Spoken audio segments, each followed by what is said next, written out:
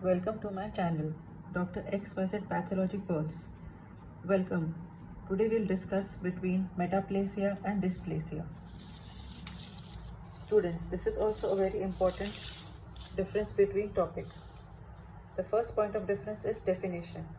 Metaplasia is a reversible change of a mature type of epithelial or mesenchymal cell to another mature type of epithelial or mesenchymal cell in response to a chronic stimulus, whereas dysplasia is a disordered cellular development in response to a chronic stimulus.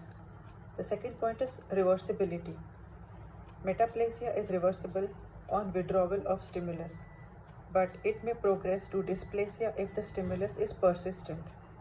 In case of dysplasia, mild and moderate grades regress on removal of the stimulus.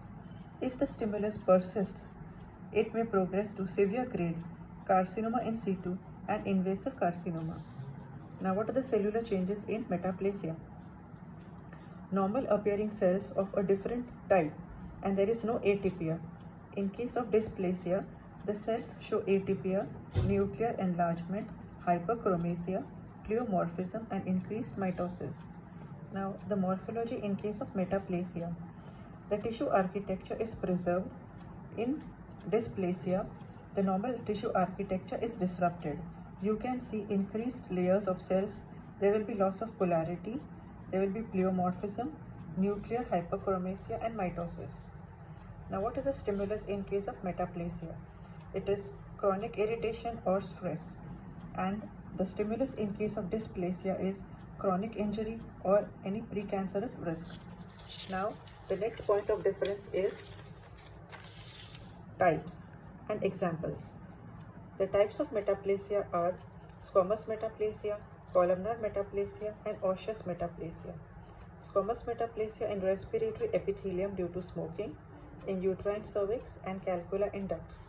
Columnar metaplasia, Barrett's esophagus, gastric ulcer, bronchial mucosa. Now the examples of osseous metaplasia are cartilage in bronchus and larynx, myositis ossificans, and arteriosclerosis. Now the types and examples of dysplasia are uterine cervix, that is CIN, cervical intraepithelial neoplasia, or SIL, that is squamous intraepithelial lesion. In bronchus, there is squamous cell dysplasia, or there is cervical intraepithelial neoplasia. In esophagus, we have squamous cell dysplasia, Barrett's columnar cell dysplasia. Now, what is the molecular pathogenesis of metaplasia? In this, there is reprogramming of the precursor stem cells triggered by exogenous stimuli to another pathway. In case of dysplasia, there is abnormal cell growth by mutations in genes as in neoplasia. Now, what is the risk of cancer in metaplasia? Indirectly associated, metaplasia itself is benign, but it may predispose to dysplasia or cancer. Now, what is the risk of cancer in case of dysplasia? It is a direct precancerous lesion. High-grade dysplasia can further progress to CIS, that is carcinoma in situ, and if the stimulus or chronic irritation keeps on persisting, then it can ultimately lead to invasive cancer. With this, we finish the 8 points of difference between metaplasia and dysplasia. So let's revise the 8 points quickly. The first point is definition. Metaplasia is a reversible change. Dysplasia is disordered cellular development. Reversibility. Metaplasia is reversible. Dysplasia is not reversible. If the stimulus persists, it can progress further to carcinoma in situ and invasive cancer. Now the cellular changes in metaplasia, normal appearing cells. Here the cells will show atypia.